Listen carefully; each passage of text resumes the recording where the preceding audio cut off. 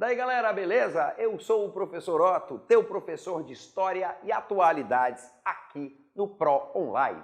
E na aula de hoje nós vamos ver 3 temas que são ecos da Guerra Fria. Rapaziada, parte dos estudiosos do assunto afirmam que o sepultamento da Guerra Fria se deu há poucos anos atrás, quando os Estados Unidos e Cuba reataram suas ligações diplomáticas. Seria esse o fim da grande disputa entre capitalismo e socialismo, entre potências ocidentais e potências do Oriente. Mas será que realmente acabou essa dicotomia política das relações americanas e das relações russas? É o que a gente vai discutir nesses 3 temas da aula de hoje. O primeiro tema que eu vou levantar com vocês é a Síria. A guerra na Síria é a maior tragédia humanitária do século XXI. Já levou à morte milhares de pessoas e gerou uma imigração muito grande para a Europa e outras regiões do mundo. Mas vamos entender a gênese dessa coisa. Rapaziada, para quem não sabe, a Síria fazia parte do que nós chamamos de Império Turco-Otomano. O Império Turco-Otomano vai para a Primeira Guerra Mundial, perde junto à Tríplice Aliança e é obrigado a assinar o Tratado de Sèvres. O Tratado de Sèvres partilha, divide, desagrega o Império Turco-Otomano em vários países. E as fronteiras desses países são todas delineadas pelas potências europeias. E cada uma dessas áreas passa ao domínio de uma dessas potências. No caso da Síria, quem vai controlar? A França. Então entenda, com o fim da Primeira Guerra Mundial, o Império Turco-Otomano é dividido e a França passa a dominar a região da Síria. Bem, vem a Segunda Guerra Mundial. E com o fim da Segunda Guerra Mundial começa um processo chamado de descolonização. Com a descolonização dessa região, o que acontece? Os governos que controlavam, as potências europeias que controlavam esses países, passam a indicar governos. E o governo francês indica a família Al-Assad para controlar a Síria. Só que tem um detalhe, a família Al-Assad é xiita. E a absoluta maioria da população síria é sunita. O que começa a acontecer então? A família Al-Assad começa uma grande perseguição aos sunitas na Síria, certo? E hoje o presidente Bashar al-Assad estaria continuando com essas perseguições. Agora vamos dar uma olhadinha em outra questão. Em 2003, os Estados Unidos, apoiado por outras potências europeias, como a Inglaterra, invade o Iraque, mesmo com a reprovação do Conselho de Segurança da ONU. Vai tirar o Saddam Hussein do poder, vai ficar lá por algum tempo e depois vai embora. Quando ele vai embora, ele cria um vácuo político lá dentro. E vários grupos começam a disputar o poder. Por que eu estou falando disso? Porque é nesse contexto que vai nascer o Estado Islâmico, certo? Vai ser uma ramificação da Al-Qaeda que vai passar a criar um grande, tentar criar um grande califado entre a Síria e o Iraque. Maravilha, gurizada? Bem, hoje então nós temos 3 pontos bastante tensos ali dentro da Síria. Por quê? Nós temos pelo menos 3 grupos disputando o poder. O governo, que é o governo de Bashar al-Assad, que vai ser apoiado por quem? Pela Rússia e pela China. Temos também a oposição, que luta contra o governo de Bashar al-Assad, apoiado pelos Estados Unidos, por algumas potências europeias, como a Inglaterra, como a França, certo? E no meio dessa brincadeira temos o Estado Islâmico, que, pautado na ideologia do Baas, que é a ideologia de unificação dos povos islâmicos, cria o seu califado. Então, rapaziada, são essas as 3 forças que vão disputar o poder. O governo do Bashar al-Assad, a oposição e o Estado Islâmico. Hoje o Estado Islâmico está sofrendo uma derrota bastante grande, né? Derrotas contundentes naquela região. Está ficando cada vez menor. E o maior conflito, de fato, está se dando, nesse momento, entre a oposição e o governo. Oposição apoiada pelos Estados Unidos e governo apoiado pela Rússia. E aí o que acontece? Os russos, né, acusam o governo americano de apoiar oposição que quer derrubar um governo legítimo.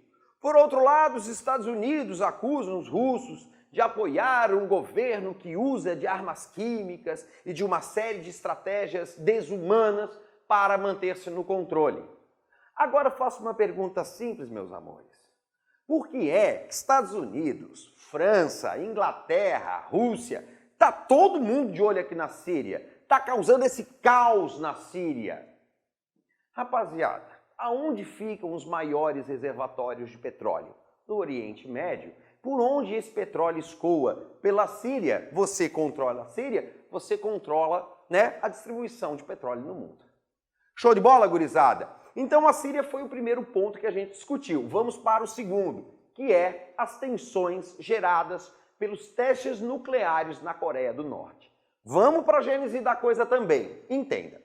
A Coreia do Norte, no início do século XX, era uma colônia japonesa. O Japão vai entrar na Segunda Guerra Mundial e vai se dar mal. O que acontece?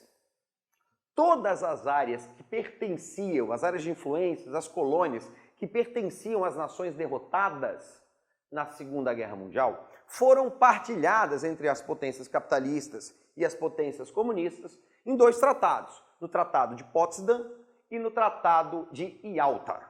Show de bola? Então esses dois tratados dividiram as colônias dos países derrotados em áreas de influência soviética e área de influência capitalista americana. E isso ocorreu aqui na Coreia.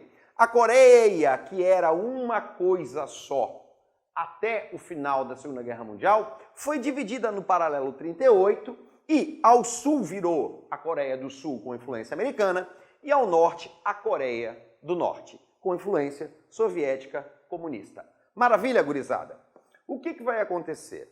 As duas Coreias vão se enfrentar numa violenta guerra no início da década de 50.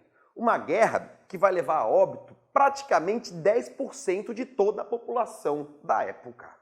Maravilha! O que acontece? Essa guerra termina em 53, mas ela termina sem um acordo de paz. E hoje o paralelo 38, que divide ali, né, a Coreia do Norte e a Coreia do Sul, é a zona mais militarizada do mundo. Maravilha? O que vai acontecer? Quando a Guerra Fria cai e os Estados Unidos se tornam um parceiro comercial da China, os embargos econômicos que a Coreia do Norte já sofria se tornam ainda mais fortes porque ela perde o apoio da União Soviética. O que vai acontecer então? Kim Jong-il, que é o presidente, começa a fazer uma série de testes nucleares lá em 2006. Agora, ele vai fazer esses testes com que objetivo? Demonstrar a sua força bélica para as outras nações, do tipo, vocês fazem embargos econômicos para mim, mas olha o que eu sei fazer, e bum, bum, e sai explodindo tudo que é lado, né? Como o Trump chama, o homenzinho da bomba, que é o cara que fica fazendo esse monte de teste nuclear. O último teste realizado foi em 2016, quando o Kim Jong-un ele fez o quê? Testou uma bomba de hidrogênio. Esse teste foi rechaçado por toda a comunidade internacional e até mesmo o presidente da China, que apoia, né, o governo da Coreia do Norte, disse que, pô, dá um tempinho aí que esses teus testes podem gerar o início de um conflito ou de uma guerra de proporções muito grandes. Então é justamente isso que está acontecendo lá na Coreia hoje, né? Nós temos a questão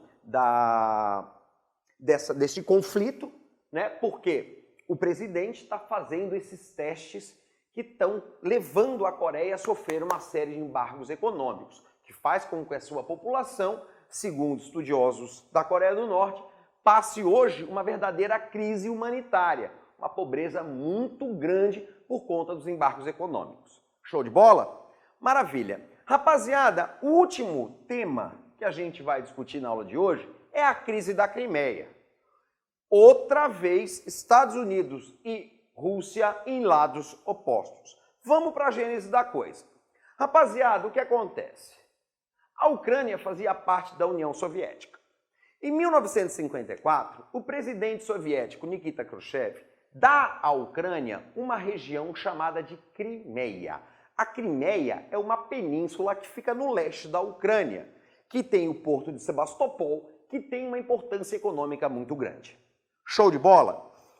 Em 1991, como eu já falei 10 vezes na aula de hoje, cai a União Soviética. E o que acontece? A Ucrânia se divide e passa a ter o terceiro maior arsenal nuclear do mundo, o que arrepia os Estados Unidos, um país que estava em crise econômica, que era o caso da Ucrânia, com o terceiro maior arsenal atômico do mundo. Então, o presidente Bill Clinton chama Boris Yeltsin e, junto com autoridades da Ucrânia, assinam o Memorando de Budapeste. O que esse memorando dizia? Que a Ucrânia entregaria suas armas nucleares à Rússia e, em contrapartida, os russos garantiriam a integridade territorial ucraniana. Certo? Então, o Memorando de Budapeste garante à Ucrânia integridade territorial. Essa é a chave do problema da Crimeia. Vamos dar uma olhadinha. O que vai acontecer? Em 2013, o presidente Viktor Yanukovych desiste de assinar um acordo de aproximação com a União Europeia e acaba se aproximando da Rússia. Em Kiev, os ucranianos que queriam muito aproximação com a União Europeia fazem uma grande manifestação na Praça Maidan. E essa manifestação vai durar 3 meses. Com uma forte repressão da tropa de choque, da Berkut, que era a tropa de choque ucraniana, e no final das contas, Viktor Yanukovych aprova o uso de força letal. E dezenas de manifestantes são mortos, Entre 120 e 200 pessoas acabam morrendo por repressão policial a essas manifestações que tomaram as ruas de Kiev por mais de 3 meses. O que acontece? Essas mortes geradas pela truculência do governo de Yanukovych fez com que, em fevereiro de 2014, o parlamento de Kiev afastasse Viktor Yanukovych. Viktor Yanukovych pertencia a um grupo que a gente chama de pró-Rússia. E o que acontece? Ele foi sim eleito pela maioria da população ucraniana. Por quê? Existe um grande número de população pró-Rússia na Ucrânia. E foi essa população que elegeu Viktor Yanukovych, que acabou sendo deposto por uma movimentação em Kiev, que é pró-europeia, pró-União Europeia. O que acabou acontecendo? A galera da região leste, que tem absoluta maioria pró-russa, fez o quê? Disse, não, vocês vão tirar o presidente que a gente elegeu por causa desse protesto, por causa dessa meia dúzia de mortes, vocês vão tirar? Então a gente não pertence mais à Ucrânia.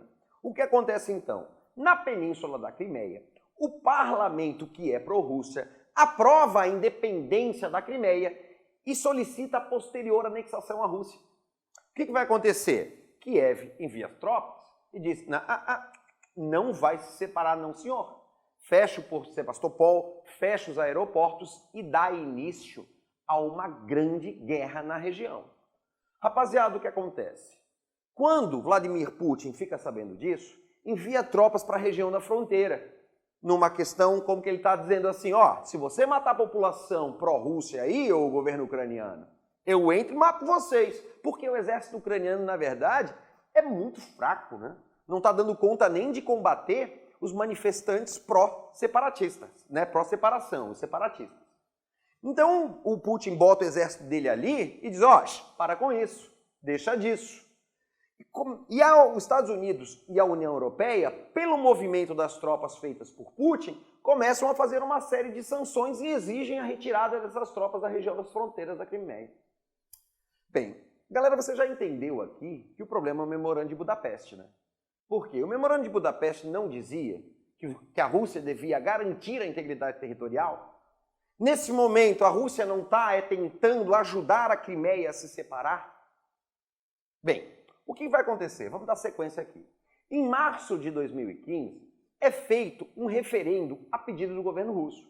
E 95% da população da Crimeia pede a sua anexação à Rússia. Só que a ONU não reconhece essas eleições, né, essa votação, esse plebiscito, nem os Estados Unidos, nem a União Europeia. E o Kremlin, por outro lado, diz, olha, se a população quer, a Crimeia é a Rússia. Então, em 2015, a tensão ficou muito grande. Por quê? A Crimeia vai dizer que não pertence à Ucrânia, certo? Os ucranianos vão dizer que pertence, a União Europeia vai dizer que pertence, a ONU vai dizer que pertence à Ucrânia. A Rússia vai dizer, não, é território meu. Só que se é território meu, quebra diretamente quem? O Memorando de Budapeste. Então vamos entender o que acontece agora, certo? O que começou na Crimeia acabou se espalhando por outras regiões da Ucrânia. E hoje, parte do leste europeu, do leste da Ucrânia, né, que fica no leste europeu, parte aqui do leste da Ucrânia faz esse movimento para combater ao governo de Kiev e para buscar a sua separação. O atual presidente da Ucrânia, o Petro Poroshenko, ele faz o quê? Ele começa a ver essa movimentação lá na hora que o Yanukovych é tirado do poder e fala, isso aí em questão de 3 meses a gente elimina. E a questão é que a guerra já está durando 4 anos, já matou mais de 10.000 pessoas e até agora o tratado de paz que foi assinado, que é o Tratado de Minsk, né, possibilitou vários cessar-fogos, mas de fato não conseguiu evitar que constantemente atritos aconteçam. E hoje a Crimeia é a única região em conflito da Europa, colocando de novo em lados opostos, União Soviética agora não mais, né? A Rússia e os Estados Unidos, numa nova roupagem do que a gente chamava de Guerra Fria. Valeu, galera! Um abraço e até a próxima!